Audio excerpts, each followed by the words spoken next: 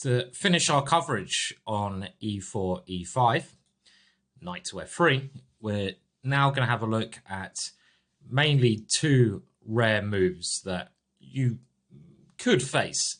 They're not very good for black though, so I wouldn't worry too much about them, but obviously it's a good idea to know what to do against them. You're probably more likely to face these moves in blitz.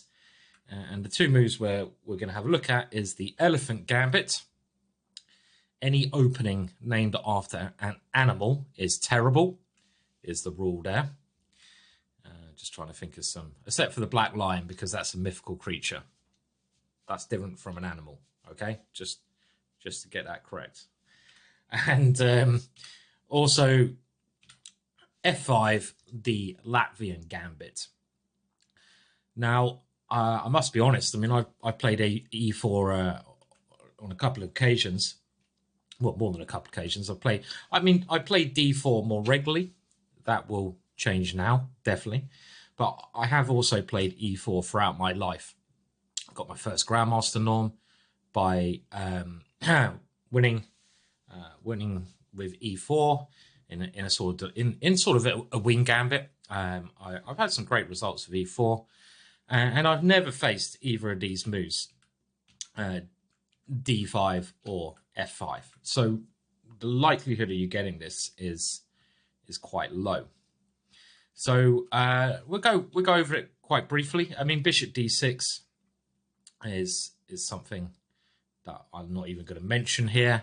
And other moves like Queen F6, you're not going to get me talking about absolute drosh like that. So we'll start with, which one should we go for first? Elephant or Latvian? Now, I don't know, they're both equally as bad. Now, let's start with the old Elefante. Now, the Elephant Gambit, I'll tell you a little story about this. I actually played this once in a really important game with black. It was the last round of the British Championships. I don't know what year it was. Let's say 10 years ago, roughly, something like that.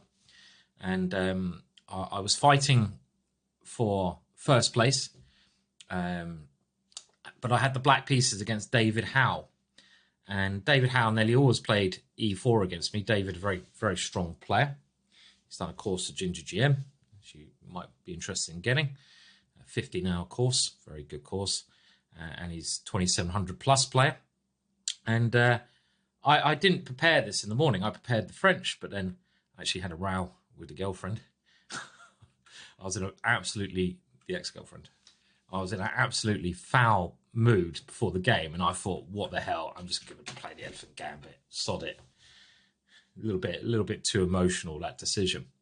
And it was, in some respects, quite an interesting game, but I was always on the worst side of it, and David navigated any chaos that I tried to create, and he won the game. So yeah, don't get in a bad state of mood before you play an important game of chess. Is the key. It was only my fault. I mean, I shouldn't have taken it to the chessboard.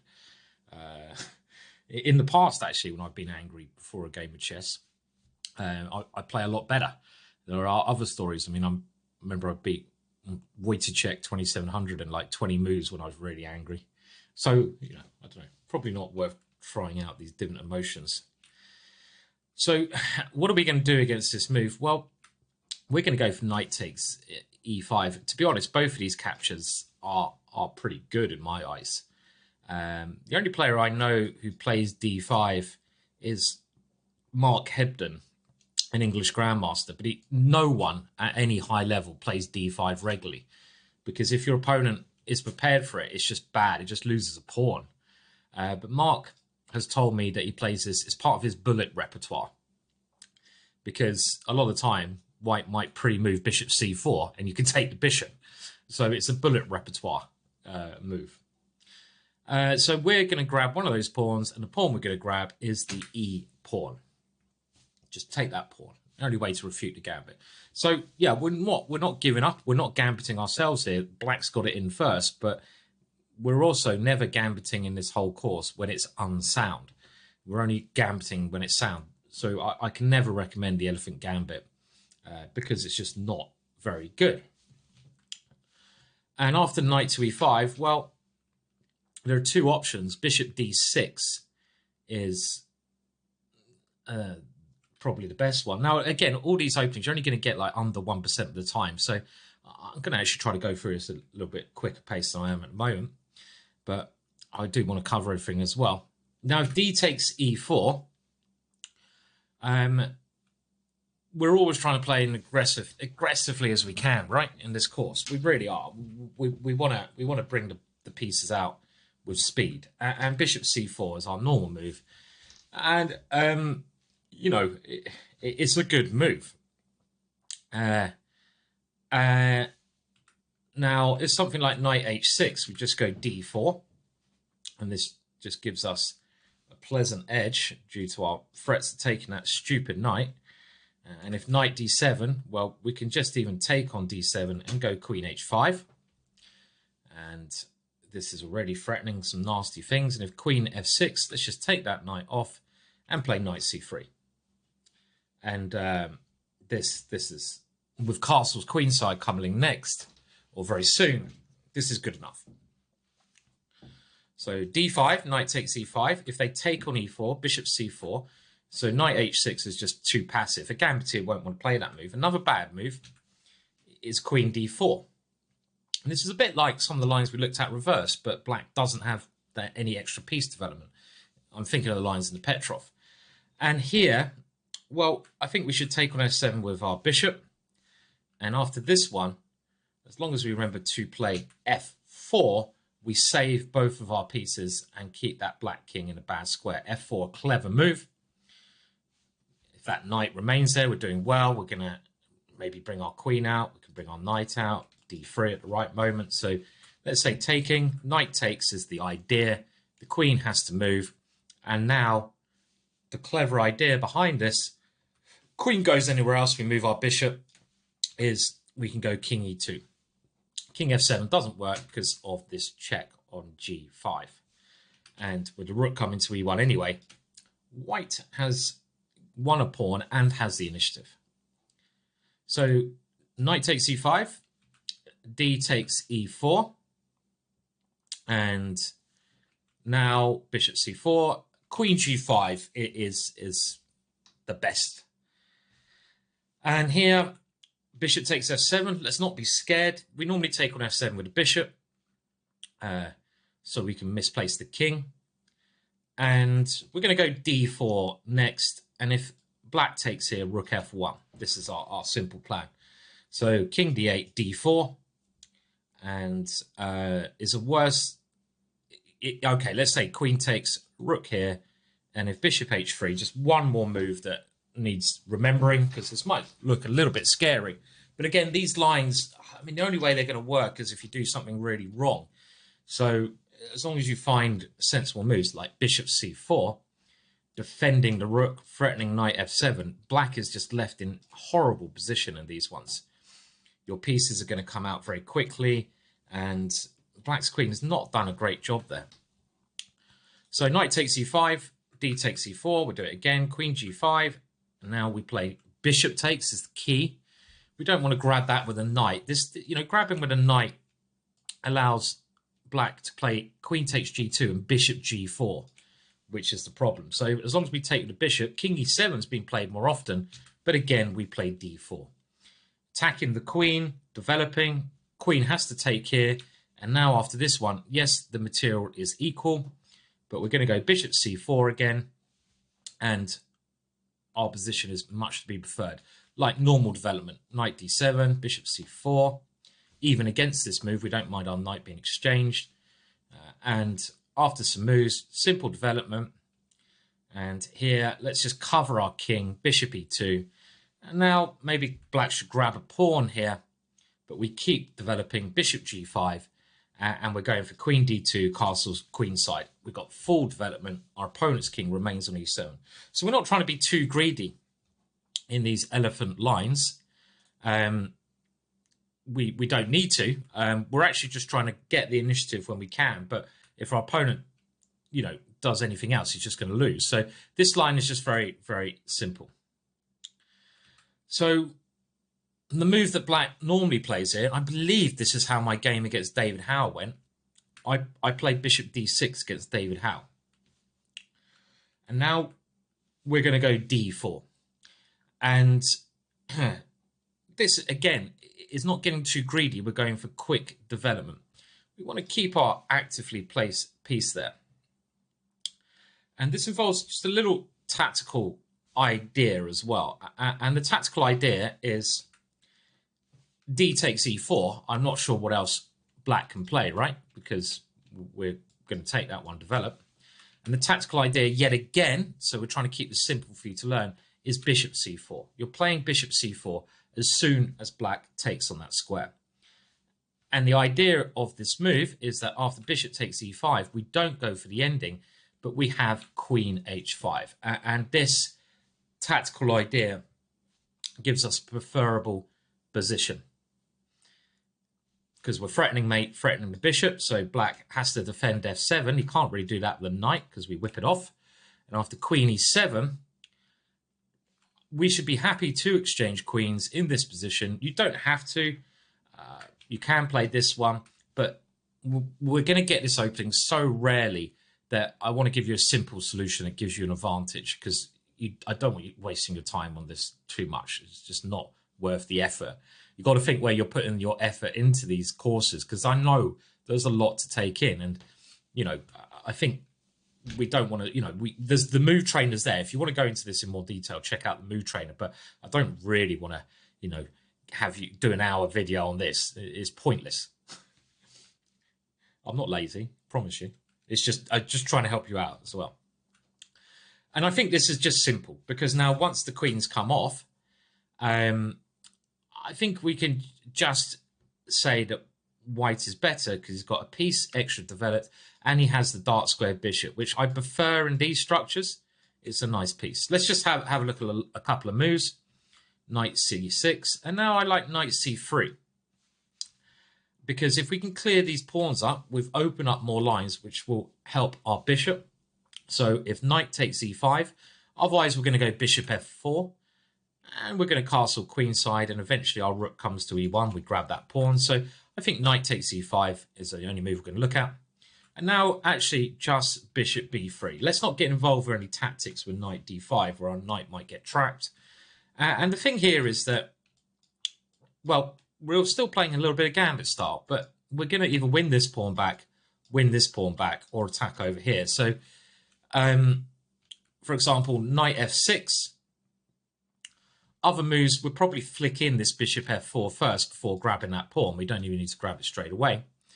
And now, well, after bishop knight to f6, it just feels to me that this position, let me just get to the next move, bishop f4 is very pleasant. The knight has to move. We regain our pawn, and we're better here.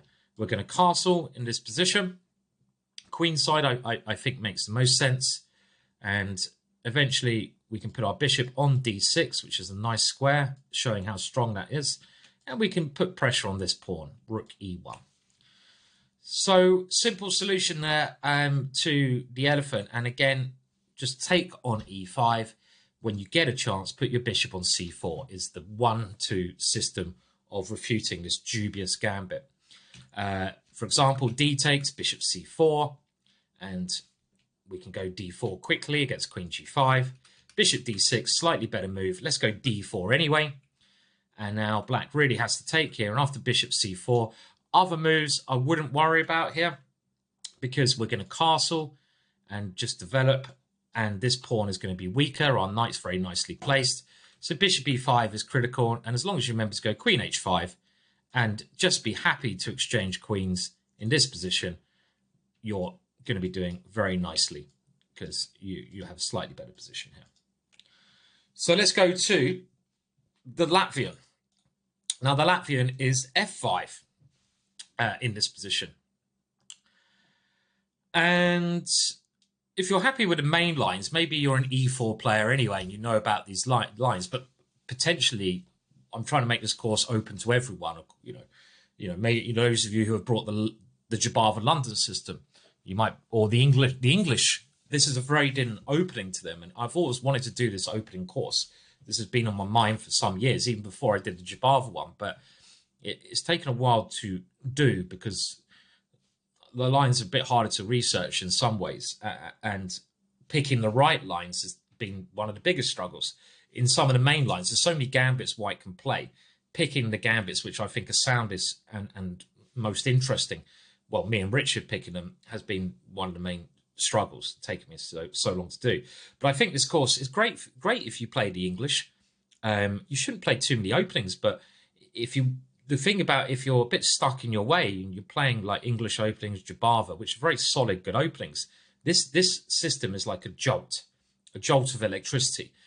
You have to play tactically. You have to play in a manner that maybe you're not used to. So you're going to jolt yourself into hopefully a higher rating and improvement bracket.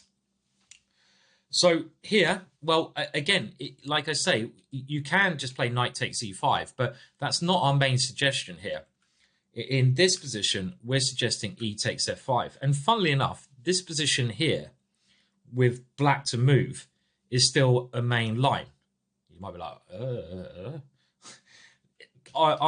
another thing I enjoy playing from time to time, I like playing romantic gambits. Who doesn't? Is the King's Gambit. And after the King's Gambit, knight to f6 is a move that can be played, and you can get similar kind of stuff.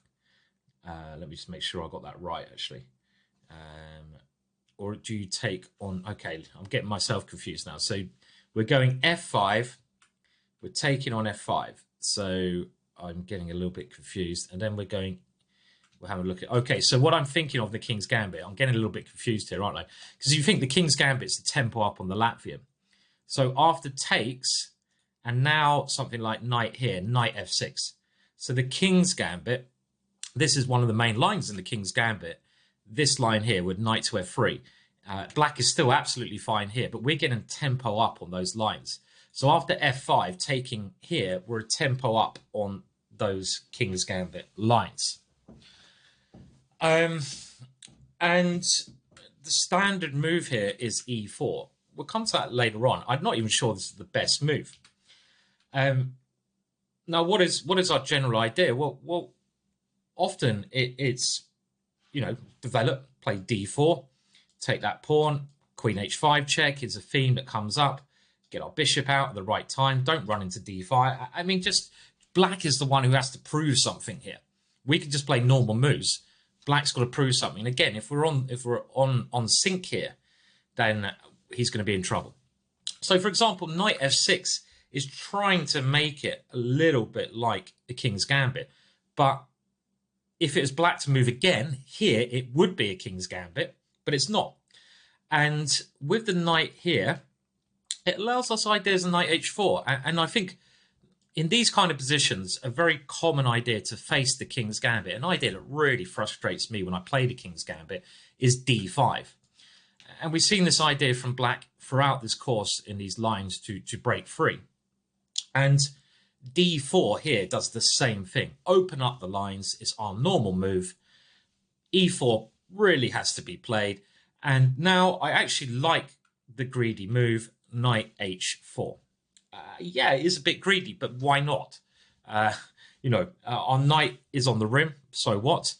And this just seems a very simple position to play. We can even keep going g4, g5. And let's say d5. I don't really see any other move. d5 is normal. Let's go g4. And we're actually now trying to go g5, get rid of that knight, and go queen h5 check. So we're a pawn up with the attack. Not bad. The h pawn can't stop us moving because we come into g6 with the knight. So you have to go like bishop e7 and now g5. And I think black's best try here, if I was desperate to play this line as black, which I wouldn't be, he can't move the knight because after queen here, we're just winning. We are. So I think he has to go for some crazy gambit line like this. But let's not fear it. I mean, I know we want to gambit, but if our opponent's doing very speculative gambits, let's take them on. And let's take here, our knight has to move back to g2. And here, black has one pawn for the piece, but we just go bishop e3, covering f2, and I would be looking at just castling queenside here. And when I say I'd be playing this as black, well, I certainly would not want to be playing this. This is worse than the Elephant Gambit game. I wouldn't want to be playing this against anyone good, because to me, it looks like a whole piece, really. I don't see any play for the piece there. So after e takes, let's have a look. After f5, e takes f5. Knight f6, we just go d4. d4 is a nice move, right? I mean, generally, we're playing d4 against everything here, except for what we can recall is the main move, and the main move is e4, because we can't go d4 then. But every other response, we're just going to go d4, because it develops our pieces. We get a chance in the center, and as long as you remember that, you're okay. Let's just give some examples. d6 seems very passive. Is defending the pawn. By the way, we will actually also take that pawn. I mean, for example, if d5, we probably won't go d4 here. Let's just munch that one, right? With the check, and we can support our knight. I mean, I'm saying d4 against any sensible move. So, for example, d6, d4. Black has to play this one, and now knight g5, and at least this way black gets his pawn back. But after knight c3, we're threatening bishop c4. We didn't play that last move because black played d5, but now we're going to be controlling that square on d5. And we've got very nice development advantage here and some nice threats. And after something like d5, f3, opening up position quickly, seizing the initiative here. Maybe even this d6, which I don't think anyone plays, is one of black's better options because he's not a pawn down. But we have a very nice initiative here. If taken on f3, our queen can come out with tempo. And otherwise, our main idea here is to take on this square and go bishop c4. And again, I don't want to go too much into this. This is just very nice development coming up. Let's say h6, the only thing I can see maybe is a try. Let's take on e4. And now, well, we're going to take this one back if we get a chance. And after this one, well, black is very vulnerable on the light squares here. But again, you're so unlikely to get this. So f5, e takes f5, d6, d4. Knight to c6, surprise, surprise. We go d4. And if the pawn moves on, we get similar lines to what we looked at. But we can also come into e5 here. I mean, you could go similar, but I like this move in this case because our knight is very nice in the center. Queen here's a threat. Very, very nice position. So black has tried in a couple of games, not high level taking here. And now, again, there's no reason not to win that one back because queen h5 is a threat. And after stopping that move, I like bishop e2. And this supports ideas of g4, g5, bishop h5, and we're still that pawn up. We can go bishop e3, aim to castle queenside in a lot of positions. This is good. So knight c6, no good. d5, well, as we say, we take that one. So the only real move that black can play, I feel, if black's going to play this line, his idea must be to go e4. Otherwise, I don't really know what his idea is. Now, I have mentioned this might not even be the best move. It probably is the best move, actually. I mean, I just thought that d6 line might have been more tricky for us. Because after e4, we're actually forced to do something. I mean, okay, it must be the best move. Black's going to play this move. So let's now have a look what you should do. Well, here we go knight into e5. Knight to h4 is kind of a square we also like, but we can't do it unless black puts a knight in f6. And we might as well, again, go forwards. The threat is here. So black has to develop and to stop that one. And now the key move here. I mean, there's more than one move, but the key move that we like a lot is bishop e2. It might look like modest development. It is development, but we're trying to punish black with the bishop coming out here. And now, what can black do? I'd say either attack the knight or go bishop e7. Now, if he attacks the knight, we're going bishop h5 pretty much regardless of what black does. So let's say d6, bishop h5 check. And now black can't go g6 because we take this one. And our threat is g7. This is just winning on the spot. Our knight is coming in here. game over. So the king has to move. You don't want to do that, do you, as black? And now knight to f7 anyway. Why not? Queen e8. And actually, Fabiano Caruana had this when he was a youngster. And here, I think castles is correct. You don't need to rush the position. And if the rook now moves, we can go knight to h6, which is the problem black has. And after this check here, queen g4, followed by d3. Weird position, but again, these positions are just winning for white. And if the rook doesn't move, which is maybe better, let's say bishop takes f5, what could be more natural than that? Well, there's a problem with this move. We're not always grabbing that rook. We can take on d6 now, which is a very nice, simple way to go pawn up. Queen takes here. Let's get rid of the queens, take there with check, and we're a pawn up, and black is just losing. So bishop f5, natural move, doesn't work. So maybe black should take on h5 here.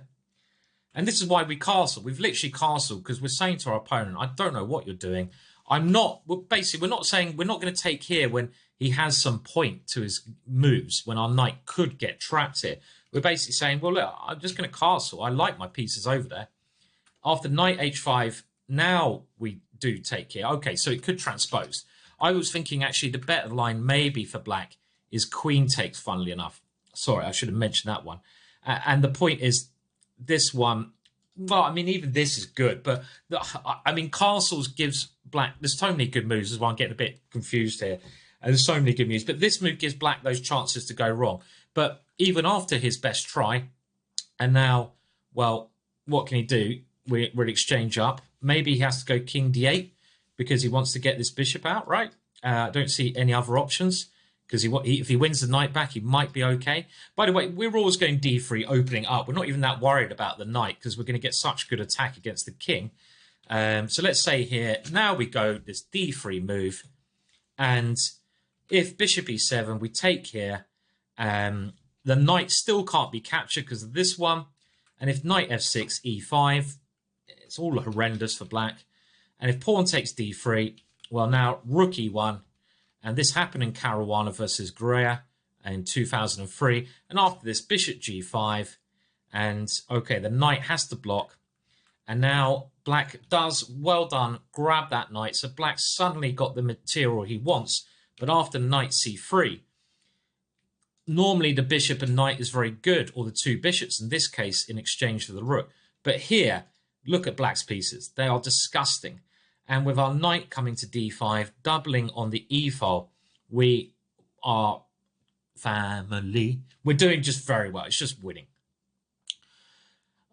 So after e takes f5, this is our idea against the Latvian. Take that one, pawn on. We go knight in, knight f6, bishop e2. If d6, we check. So what about bishop e7? Well, we check again. And this is a little discombobulator now because it basically forces black to move the king. G6 never works. And this is slightly different now because black's got a bit more development. And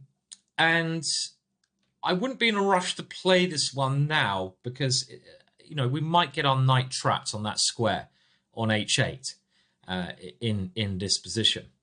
I think a better move here bishop e2 is yet untried. I might even try that, but the better move is d3 because at the end of the day, black's sacrificed, but his king is weaker than ours, so we don't have to be afraid to open up lines. And this keeps these options available, but we're not rushing into it. And now d6 seems like the forcing line, asking our knight what to do. Something like knight here might be better. And now this is one sort of newish sort of idea that not many people play. And now again, you have to be a little, in this case, because black's got a little bit of extra development, I might not go in because after this one, then there's some play for black. I think a simple solution is just bishop f4. And this keeps the initiative without getting greedy. So let's have a look at the forcing line. Let's have a look at d6. Well, now knight to f7. Now we're forced to go in. We might as well go in. queen e8, and now let's take on h8. And this has been recommended in some books for black, but I don't believe it. And now black decides what to take here. And I think the more aggressive Latvian player will want to keep the queens on when knight takes. But the problem is, after d takes e4, I just don't. I think you should take the queens off, because in this line, whose king is safer? Well, it's clearly going to be ours, and we're not. It's going to take black a while to win that knight. We've got enough material anyway, and we just open things up. So let's have a look. Knight f6, knight c3. He comes and takes that one. We go bishop e3. We're not rushing. And after king takes h8, well, we can castle. We're material up. We have 2 pawns of rook for the knight and bishop, but black doesn't have piece activity. But in actual fact, I now think it's time to turn the tide on black and play g4. And after knight c6, we can now go f3. And the reason we're going f3, we're being doubly sure. We want to play g5, but this move is, again, a little bit murky with black taking on f5. So let's just rule that one out, and let's play f3 first. And we're going to go g5 soon. I mean, I might even castle queenside, and then I'm just going to storm and be a winning game here. So let's go through this one more time. We'll look at the last possibility. And the last possibility is after d6, we go in, we take, and now queen takes, which I feel is better, actually. And here again, we should take, and take here. And I like our pawn structure a lot. And it's actually similar to last time, knight c3. You can take here now or later. Let's have a look at knight c6. We do the same thing. And after here, we go f3 again and go g4. I like f3. It just stabilizes things. And this looks pretty good for white again, with our pawns pushing forwards. So very simple solutions. And after f5, we're taking on f5. We're moving our knight into the middle, and then the key move is bishop e2. And our idea is to check here, not in a rush to go knight f7, but we want to play d3 first. We don't mind losing that knight because we're going to open up the center, win a lot of pawns. And both of these openings from black are pretty much refuted, and they're only going to be one-off openings you might face, but I wouldn't be surprised if you don't ever face them.